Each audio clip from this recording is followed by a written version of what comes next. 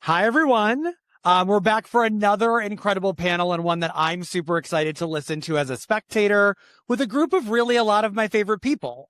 So we have Creator Survival Guide. We've got Shira Lazar from What's Trending, Travis Keys from Travis W. Keys Photography, Dylan Huey from Reach, Mari Takahashi from AtomicMari, content creator, and then Nicki Sun from Puget Systems and Nicki Sun Media. Very excited about this conversation. Listen up. What's up? What's up? How's it going, NAB? Creator Lab. Yes, as he mentioned, I'm Shira Lazar. I'm the founder and CEO of What's Trending. I also run an organization called Creators for Mental Health, and I'm part of the NAB Creator Council. Now, what you're going to hear from us is more about what we're doing, the VIP Creator Program. Who's heard of the VIP Creator Program that NAB has done? Okay, a few, which is great because it means that so many more people here get to learn about it today, which I love. We're also going to just talk about the themes of, burnouts. How to maintain your presence and your brand in an age where you need to be on top of things. It feels like 24/7. How to deal with even things like contracts.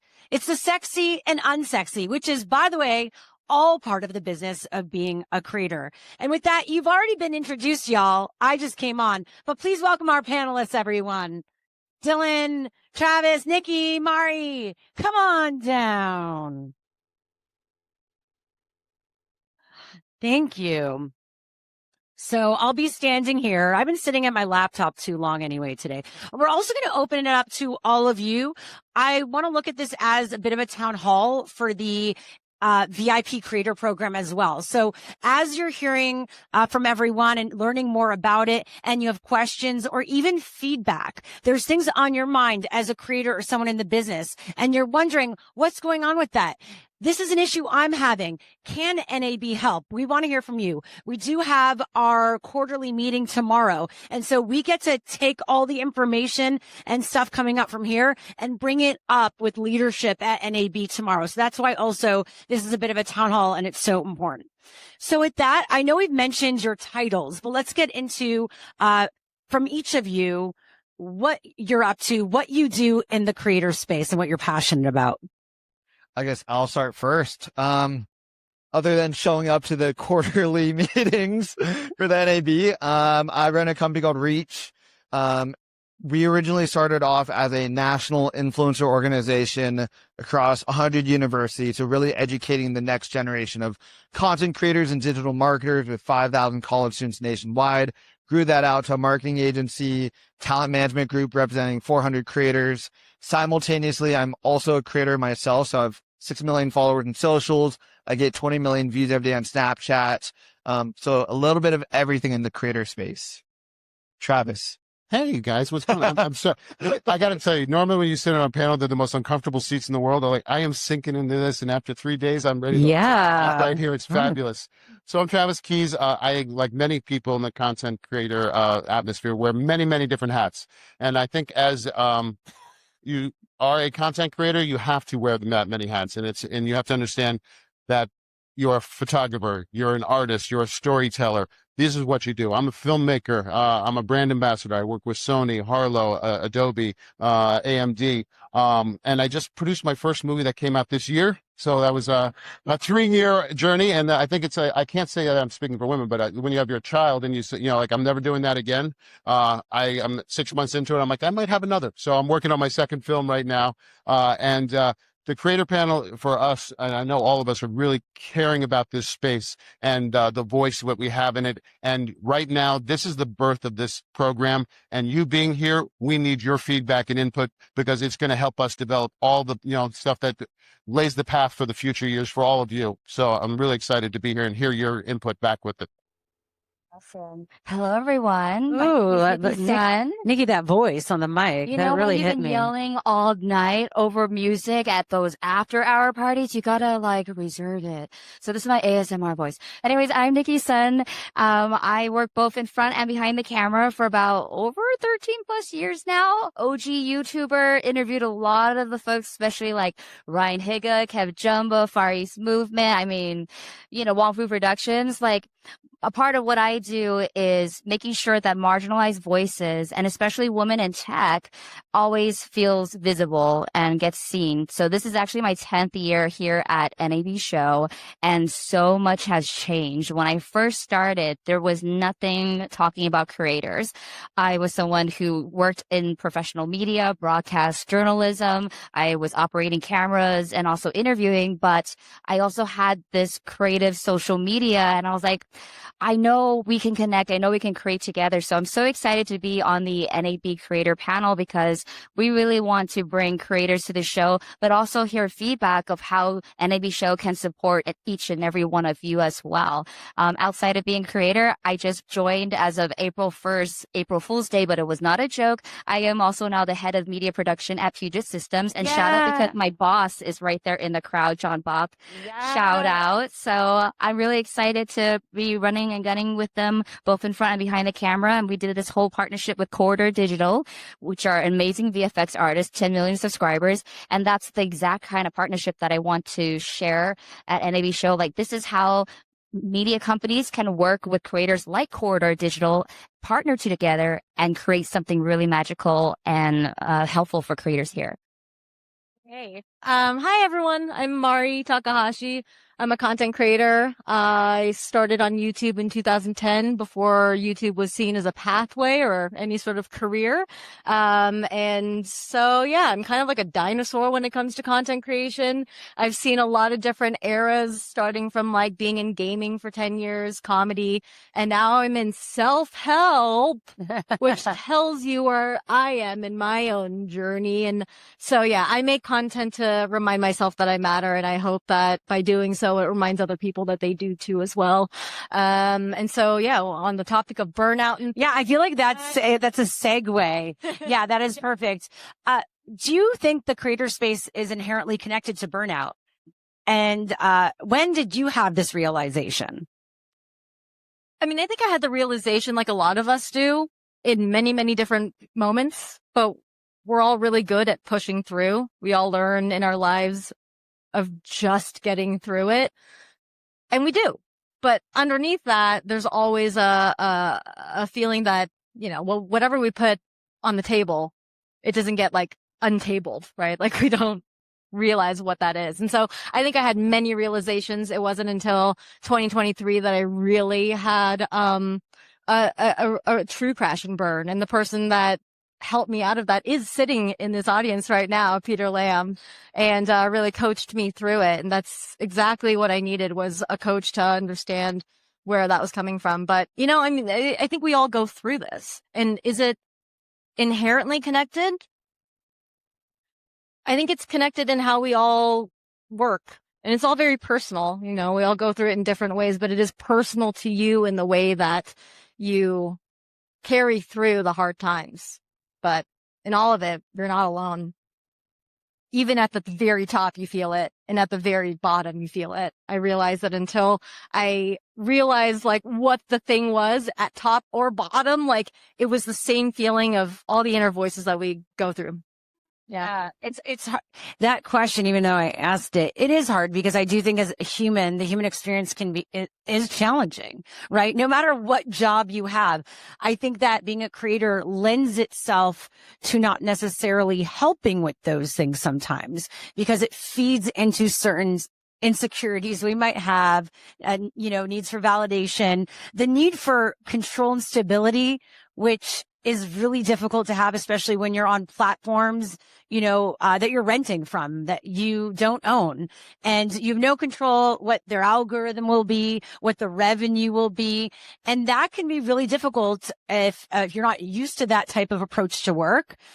You know, they say, if you're an entrepreneur, you know, not everyone is made to be an entrepreneur.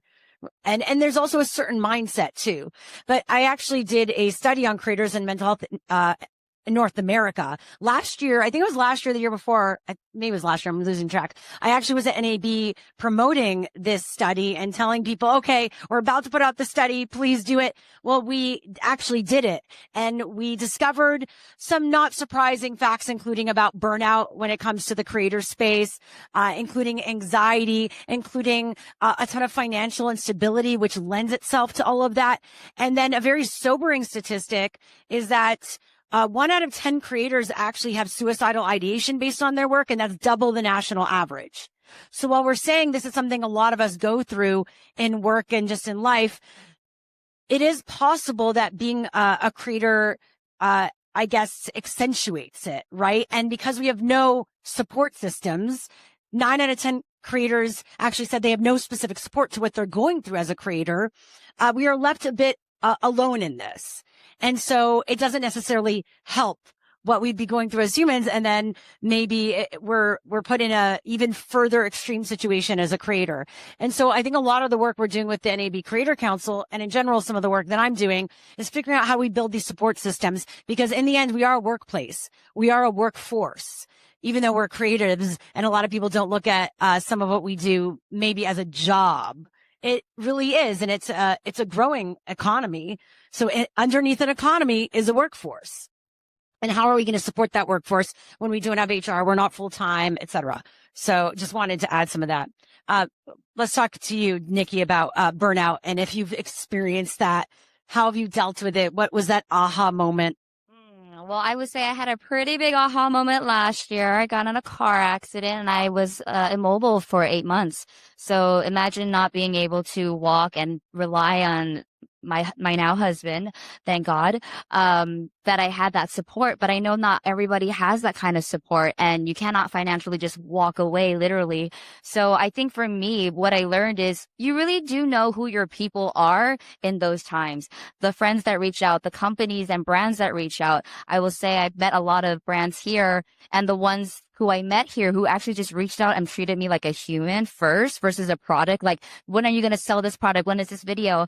I literally had to say, hey, because I don't like to over explain like my situation, but it's just like, yeah, I might not be able to do this project in the same way we had envisioned, but I still want to do it and I still have passion for it.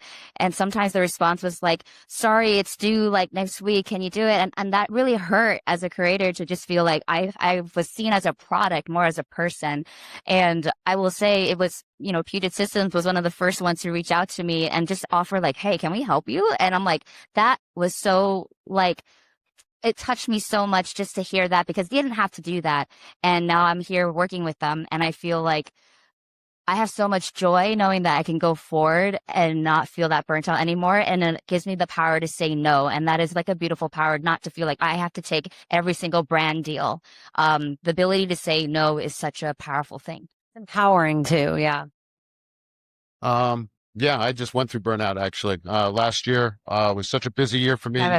Put your mic a bit up. Last year was such a busy year for me. I just went through burnout myself. I was flying all over the place and producing a movie and having to push that out and doing multiple things with the brands. And January came and I crashed. I could not do anything. I was not motivated. I would sit in front of a computer. Like, the day went so fast because I would sit there. I'm like, 8 a.m. Let me check some emails. Next thing I know, it's 8 p.m. I haven't done anything. I just couldn't, my mind couldn't wrap around things. I think what is so important is when we get into this, we do it out of the love of a photo, out of film, out of telling a story. And when you're doing that for yourself, you have endless energy. But then when you start doing it under contract, under necessity, then you have to push yourself, even when you're uninspired. And it gets tough, and it's repeatability, and you have to push yourself. And we're creatives. We're empathetic. What we put out there, we get feedback on. We take that emotionally. That becomes a burden. The stress of that, having to do it every day when you can't get out of bed sometimes. So you have to figure out the balance. And what I like to say is, it's like they say that you've heard the term, when you will find what you love, you never work a day in your life. That's just not true. You're going to work twice as hard, and you're going to, but you're not going to be miserable. Because if I was stuck behind a desk tethered to it, I would be miserable. But give me a camera and I'm out, working 12 hours, 15 hours a day or producing a film. I'm exhausted, but I love it. And, you know, we have to find the people that support us because, as they say, high tides raise all ships. You have to have that tribe and support system, because if you don't have that, it's very shallow and empty. We have to support each other. And that's why this environment and this council and the VIP, you know, system and the program that we're putting together is so important, because your voice in helping that and us supporting each other, we can't do it alone. And we have to be here. So burnout is really, really there. And the mental health aspect of it, as you were saying, is so crucial. And we have to, you know what, just check in on people. Because a lot of times that one person's like, oh, I'm fine. And then you see their post, they're doing fantastic. Or sometimes the one in the most danger of being emotionally crashing. Yeah, it's knowing what that is for you. I mean, I've actually felt what you just said. I was like, I'm kind of there the past 2 weeks. I was traveling a lot and I'm having a great life right now. I mean, I'm going to Portugal doing this, but I found recently creatively, I was like, my brain isn't working, right? My brain, something's going on.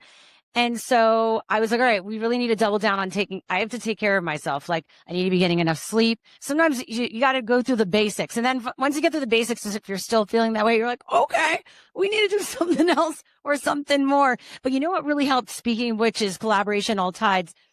Last week, a woman who has more energy than I do right now, because she just got into the creator things.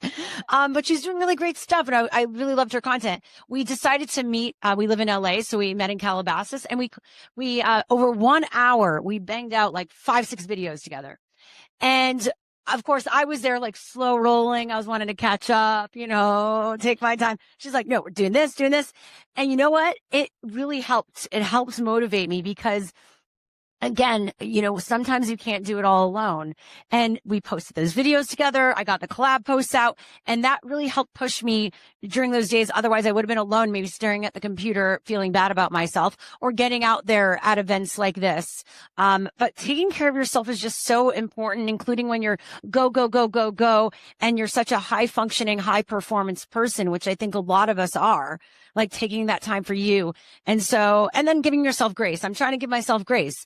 I don't know what's going on. I need maybe my peptides. I hear that helps. No. But you know, I'm now, and I'm a work in progress, and I talk about this work. I run an organization because it's something that I'm always going through myself. Right. So, I just wanted to share that. Yeah. Dylan. Yeah, I mean, you know, for me at least, I've been a creator for 10 years. I started off as a content creator when I was 14. So, you know, obviously for me, my entire childhood was on social media. I think, you know, I did have a burnout moment where I stopped social media for 2 years, when I was like 17, 18 years old, wanting to go to a good college. And, you know, for me, I was live streaming for 5 hours a day, every single day for 3 years straight, 14 to 17, right? Which was a lot. And I think what I really found is that being a creator, especially a newer creator, you don't have the millions and millions of dollars of budget that a Mr. Beast has, where he has an entire team, army, and organization structure to be able to delegate, help produce work, and co-collaborate. For me, it was making content in my bedroom by myself, talking to a camera with 10,000 people watching it, but like, I don't really see the people. It's all numbers at the end of the day. Right. And that's, I think, was my kind of wake up call into what burnout looks like. I think that as you think about yourself as a creator, you know, it's also very similar to being a business, right? If you are a solo entrepreneur, you're having to do all the legwork, all the effort, every single thing yourself. You're going to have to learn taxes, legal. You're going to have to learn business negotiation, as well as whatever your creative asset that you want to do as a business is. That's the same thing in the creator landscape. We kind of have to do everything, right? If you are starting off, you have to be the editor, videographer, you have to be the production, you have to create the script for this, you know, the skit that you want to do. All of that. And that's what I learned really quickly. I think I found 2 very quick solutions to solve that creator burnout. Obviously, post my 2-year being burnt out, you know, during COVID, when I really wanted to get back in the creator space. The first thing was to delegate the things that I don't enjoy doing and passing that off first. I knew that I hated editing and I hated being the one holding the camera. But I loved the negotiation side. I loved the business side of being a creator. And, I think oftentimes you're told, oh, your first person that you should hire should be a manager. I said, scratch that. I love the negotiation business side. I don't ever want a manager because that's my love in this creator space. But I do need an editor because I don't want to spend hours and hours and hours to learn how to use Final Cut Pro when I'm not an expert in that and I could be coming up more video ideas. So that was the first thing that I kind of delegated. And then the second thing that I found very valuable was finding community, right? This creator space, I believe, still is such a self-isolating industry where you are making content alone if you are an amateur content creator. Obviously, the big enterprise creators are in a very different situation. That's not the 99%, right? So finding a community of up-and-coming creators like yourself that you can rally ideas back and forth with is so essential so that you don't get burnt out, but you groupthink ideas to help each other grow and also to help motivate each other to be content creators where we're playing in a field of the algorithm where it is important to be consistent. Yeah. And then I want to get into the creator program. Yeah. What you did was you gave 2 tips, which I thought is fabulous. And giving tips here is what's going to help us. I want to give one tip because as creators, we're basically freelancers. And I think one of the greatest fears we have is if we take that time off a year or 2 years, we're going to get leapfrogged. We're going to be left behind and stuff like that. So how do we allow ourselves to give grace and give time to deal with our mental health and stuff like that? What you should do is when you're feeling spunky and healthy and collaborative and stuff like that, bank some content. Yeah, double down. Have time that I can take off, relax, recharge, and I can push stuff out there. So I don't feel like I'm disappearing, but you can put stuff out there. And I'll tell you right now, we all have imposter syndrome. I don't care what level you get. We walk into a room, we're like, fuck, I will never be as good as that person or that. He's like, you have to deal with those mental things and understand, you know what? It's okay. Be your authentic self. Don't try and go after everybody 100%. Go after that 1%. Go after your tribe, your community. And if you connect with that, you're more lucky than most of the people in the world. For real. I love that. Okay. We don't have a lot of time. I want to get into, no, I really love that. Thanks, Travis. The program. All right. So, for those of you who might not know, and Sean, who's here, if I'm saying this wrong, let me know. All right. So when you join the creator program, you get show floor access to get 2 years free show floor to NAB show, media liability insurance, discounts on things like rental car, UPS shipping discounts, networking, upcoming discounts also from hotels, movie tickets, and theme parks because we got to have fun. And also hopefully we're going to be doing some stuff with Creators for Mental Health too. You're also going to get exclusive access to the newsroom, which I think is really important because as you know, press and creators kind of intertwine. We are in a way, the new press. So how do we get similar access to press? But more importantly, we want to hear from you. What kind of things are on your minds when you think about the creator program for NAB? What kind of things are you having issues around? What do you want to see? I'm going to open up to the floor because we don't have a lot of time to hear from you. Does anyone want? Yes. We have a mic. Yes. Who's first? Raise your hand. Here we go. Joe, take it away. Hey, how you doing? I want to kind of focus on something you guys were already talking about, which is the burnout. I personally don't think that there's enough emphasis put on the fact that you don't have to make every video go viral. Oh, yeah. I think people feel like everything has to be viral. If my video doesn't go viral, I suck. And I'd just like to say that I've never created anything to be viral. It's always been slower growth over a long period of time, evergreen. And at some point, those videos always outperform the viral videos. And you actually do much better. It's better for growing your channel as well. I think if there's more emphasis put on that, it's going to do a lot more for people because I feel like people get really deflated if they're expecting 1 million views and they get 10,000 and they feel like it makes them want to quit. Yeah, it's the leveling your expectations and also your why, your purpose. I don't know if you want to add to that. Yeah, it sounds like you're already looking ahead. You're playing the long game. Yep, that's the key. Yeah, and it's one of those things where no one can make you do it. Like you have to figure it out for yourself if that is the choice that you're going to make. Because anyone can tell you like you don't have to go viral. But what is that to you? What does going viral mean to you? What are you chasing?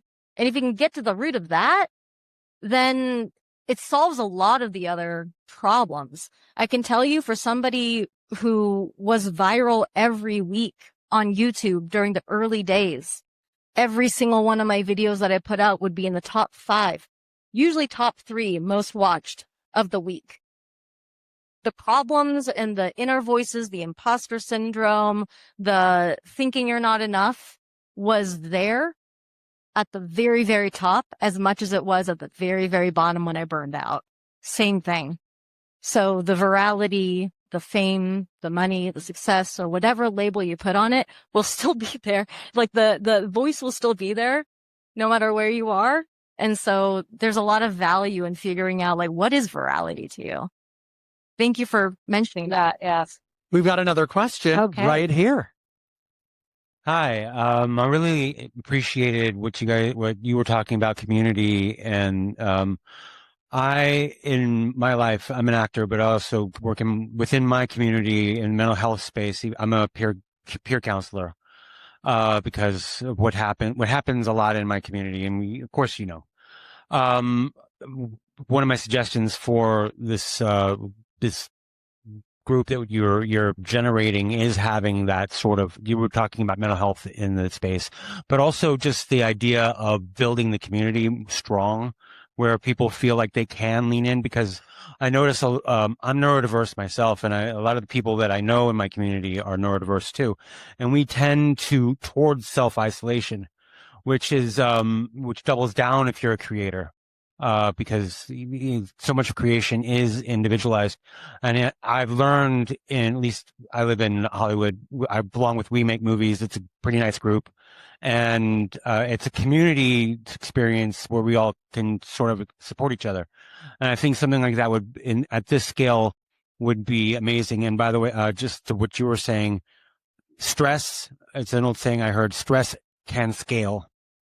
So stress it, if you're a homeowner or a renter, you're still always worrying about making your mortgage or your rent. It scales no matter what. So anyway, I just wanted to bring that up because it was so important for me to hear that. Ever since Robin Williams, ever since River Phoenix, these things are strong in my head. Yeah. So the less we feel isolated, the better. And I think that's really amazing that you guys are thinking about that. Yeah, that's a really good input that we'll bring to the room tomorrow as well. And also Creators for Mental Health, just sidebar, the organizations that I have, that's a nonprofit, for-profit. We're looking to build out a Slack group with peer support where creators that come in, and depending on what they're looking to get support with. And by the way, Mari is one of our advisors on our advisory group as well as this. But if you're going through grief or suicidal ideation, maybe, or you just want help with like the social media platforms, venting about social media platforms and algorithms, like that sometimes helps to know someone is there on the other side to just even give you some advice or to say, yeah, I'm going through that too. So you're not crazy, stuff like that. So definitely keep in the loop, follow Creators for Mental Health.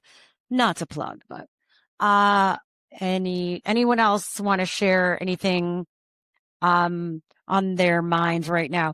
I wanted to also wrap just on the business side of things, because I do think there is a shift towards looking at yourself as not just a talent or creator, someone on camera, but a small business. How are you each doing that? And what is a tip from each of you that others can take away today? And this is kind of leans into the business of building and the contracts part. So a tip you want to share today when it comes to the business of being a creator. I've always said, show up and don't be an asshole.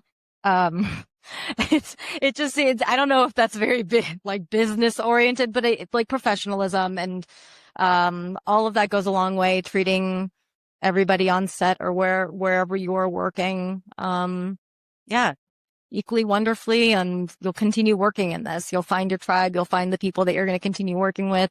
I mean, I've known Shira forever, Nicki forever, and we found ourselves in similar circles all throughout our careers. I mean, Nicki and I were on a music video in this Bay Area, like 15 years ago or something like that. I mean, you'll continue to see the same folks in whatever career path you take. And so it'll go a long way. Show up for yourself, show up for the people around you, and be nice. Don't be an asshole. Just to add on that, like you said it in a different way. So like, yeah, be kind. Don't be an asshole. Yeah, be kind. Kind in any general sense of form, like whether it's professional or a content creator, it's like you still treat people the way that they want to be treated, that you would want to be treated. And I think that still goes a long way. I think for me, again, from last year, just treating someone like a human, like a person who is multidimensional and has other things going on in their life. That is like a big thing. So I would say for me, I just keep it real and just know that you're enough. And I think that is going to be your North Star, and you don't have to be anybody that you're not. Protect your peace. And I would say yes, there you go. But for you, what I love is you've gone the independent media creator route, but then also I think it's okay to also just get a job. I feel like we're in this place that everyone's like, quit your 9 to 5, this, that, do that if that's good for you. Not everyone needs to do that, and it's not great for everyone, right? And I think that's okay, because it actually will give you more peace of mind when you approach your content, because then you could do it more for fun again, and you could say yes to the things you want to do in the brand deals versus doing it for survival. Yeah. I mean, I will add on to that. So I will say, I met Puget Systems because I was speaking on a panel with iJustine, and then the PR person was Kevin Bork. He introduced me to one of his clients, Puget Systems. And that year we did a collaboration. They custom built me an RTX 3090, powerful workstation, great for 4K videos. 5 years later, I'm working there. So I feel like here is your like job community. Like if you see a booth, if you connect with someone, maintain that relationship.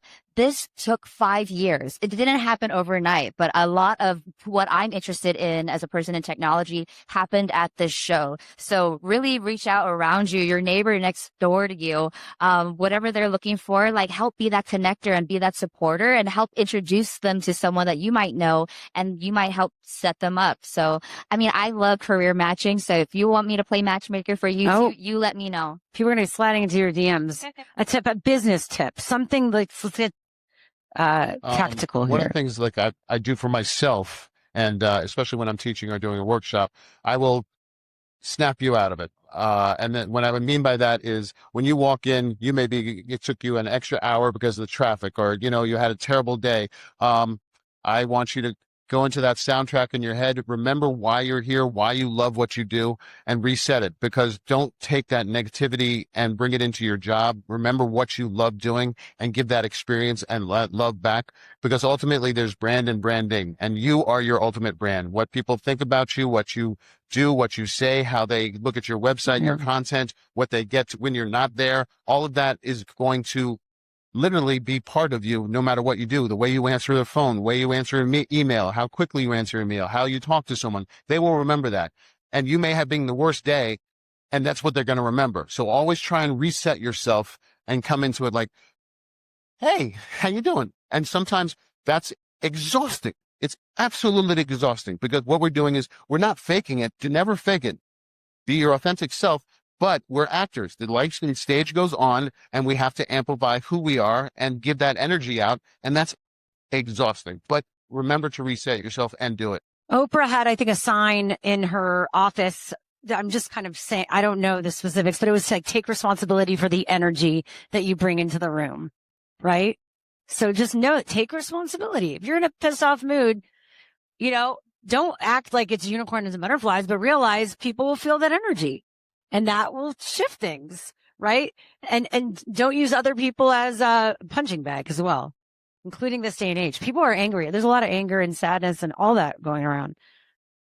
I will say on my side, I think that it's important to leverage and be open to new technology. Very businessy, not as soft skills as they said.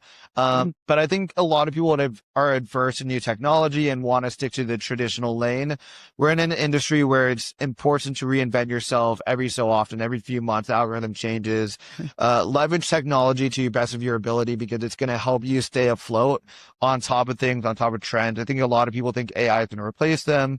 If you completely replace yourself by AI, then that's dumb. But if you leverage AI to support your productive workflows that you've built, then you can maximize your skill sets decrease burnout because then you have more time to do what you actually love doing, and you can kind of delegate out the stuff that you don't enjoy doing. Do you have one tool that you like?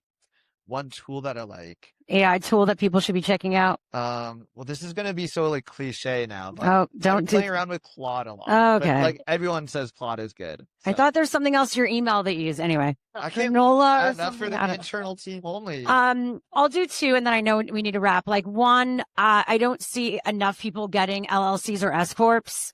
I think it's so important. And then put yourself on payroll. Gusto. I have not been sponsored yet. I would like to by Gusto. And then also just contracts wise, you know, you can get a lot of inquiries and a lot of contracts come through. And I know we're using ChatGPT for that too. Be careful of that, obviously, or any of the AI tools as you're looking at contracts. But I do think that's where manager or agent comes in. Like, make sure it's the right person. I used to be really annoyed at giving my agent 10% because it came through me. But then before I knew it, I was having to go back and forth in negotiations, and the time that took in advocating for myself. And it just pissed me off because it sometimes, I mean, some people are really awesome at it. I would say I'm pretty good at negotiating, but that really kind of is a downer when you know that they're either underpricing you and you're just wanting to be like, and it would just ruin my day. And so I just like what you said, I took it off of my, the table, and I gave it to my agent. Even if he didn't bring it in, I say, just take 10% because I know it will be done properly. And in case I do get taken advantage of, if something goes wrong, I have someone else there that saw everything, heard everything, had visibility into the deal. So I think those are the two real pieces of advice. And find that person you could trust because representation takes advantage of talent right now. They slide into your DMs. They tell you they're going to get you all the deals, take advantage or go into your email, and, we'll run your email account and all that. Make sure you have visibility into your deals, even if someone is running it, because you never know if someone's misrepresenting you. But get that support from someone you trust to do those negotiations, because that could take hours from your week that you could spend on creative stuff and building your business. I guess that's about it. We'll be around if you want to chat. Thank you so much to NAB Show and to everyone. Appreciate it. And find out more about our VIP creator program. Sean, what do we have what? Oh, QR code. Go check out that QR code to find out more, everyone. We'd love to hear from you if you didn't feel like speaking publicly. This is all about us really building with you. So we really appreciate you being here today. And thanks to our panelists. Thanks, Shira. Appreciate it.